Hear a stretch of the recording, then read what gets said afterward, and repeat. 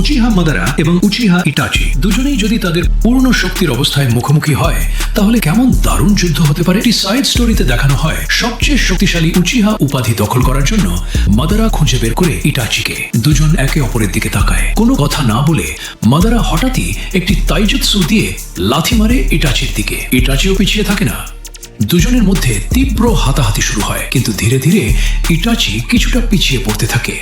Itachi বুঝতে পারে যে শারীরিক লড়াইয়ে সে মাদারার সমান নয়, তাই সে তার কোট খুলে ফেলে। তার সামনে থাকা প্রতিপক্ষ খুবই শক্তিশালী, তাই তাকে পুরো শক্তি দিয়ে লড়তে হবে।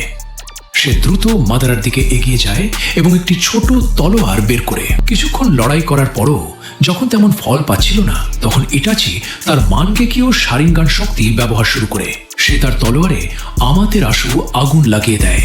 এটা দেখে মাদারা চিৎকার করে বলে, এসো নাচ দেখাও আমাকে।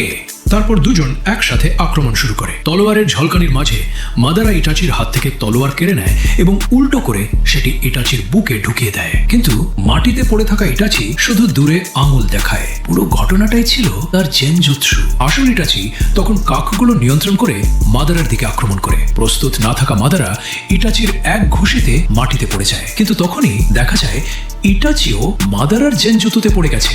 বুঝতে পারার আগেই মাদারা তাকে দেয়ালে আছড়ে ফেলে। এরপর যেখানে ইটাচি পড়েছিল সেখানে লাল আলো জ্বলে ওঠে। আসলে সে ডেকে এনেছে তার সুসানো। এটা দেখে মাদারা ঠোঁটে হালকা হাসি ফুটে ওঠে। এরপর সে তার সম্পূর্ণ রূপের সুসানো প্রকাশ করে। এই বিশাল আকারের পার্থক্য দেখে মনে হয় কে জিতবে তার বলার দরকার নেই।